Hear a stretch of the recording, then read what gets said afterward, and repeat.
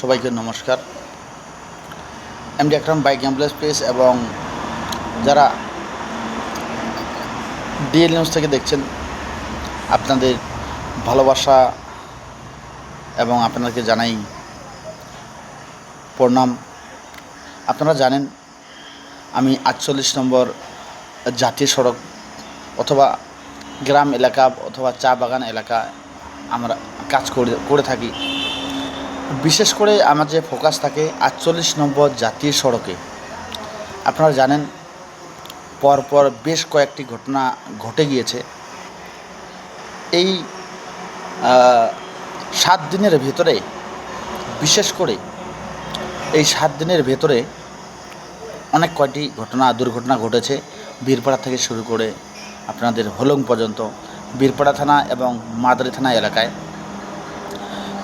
দেখেন, পুলিশ প্রশাসন সবসময় আপনাদেরকে বা আমাদেরকে সবাইকে যে হেলমেট পরার কথা বলে, কিন্তু আমরা পুলিশ প্রশাসনকে আমরা খারাপ ভাবি। পুলিশ প্রশাসন খারাপ নয় এবং সরকারি নির্দেশ আমাদেরকে মেনে চলতে হবে।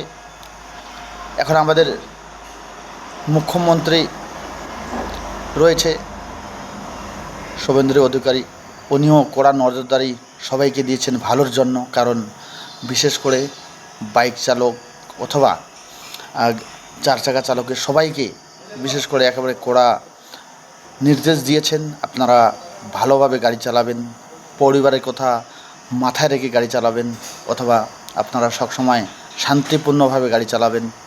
কারণ হেলমেট পরা অত্যন্ত গুরুত্বপূর্ণ। যদি হেলমেট না পরে থাকেন, আপনারা জানেন কালকে যে ঘটনাটা ঘটেছিল সন্ধ্যায়, আবার তার আগের দিনও ঘটনাটা ঘটেছিল।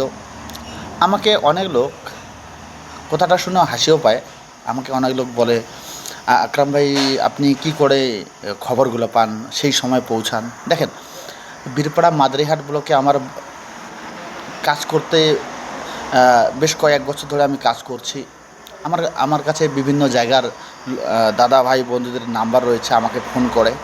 আমি যদি সেই এরিয়ায় থেকে থাকি, অবশ্যই আমি এসে ঘটনাস্থলে প্রাথমিক চিকিৎসা দেওয়ার চেষ্টা করি। এবং আমার যে অ্যাম্বুলেন্স টিম রয়েছে, 4 চাকা অ্যাম্বুলেন্স টিম রামাদার অ্যাম্বুলেন্স আসে।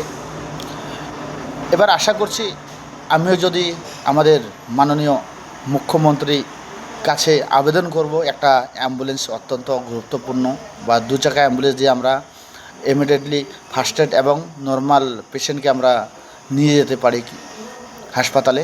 আর যদি বেশি ইনজুরি হয়ে যায় বা রান ওভার হয়ে যায়, সেগুলোকে আমরা নিয়ে যেতে পারি না। তার জন্য অ্যাম্বুলেন্স অত্যন্ত জরুরি। তবে এখন আমাকে সাপোর্ট করছেন বীরপাড়া রামাবাবু রয়েছেন, যিনি অ্যাম্বুলেন্স পরিষেবা দিয়ে থাকেন। 24 ঘন্টায় আমার জন্য অ্যাম্বুলেন্স দিয়ে থাকেন উনি। আমি ধন্যবাদ জানাচ্ছি রামাদাকে, এবং ধন্যবাদ জানাই রামাদা যে ছেলে রয়েছে রাহুল বাবু, তাদের সহযোগিতায় কিন্তু আমি সেই কাজগুলো করতে পারছি। আর আপনাদেরকে সবাইকে ধন্যবাদ জানাচ্ছি, আমার পাশে আছেন, আমাকে সাপোর্ট করছেন। আপনাদেরকে সবাইকে আন্তরিক ভালোবাসা ও শুভেচ্ছা। ধন্যবাদ।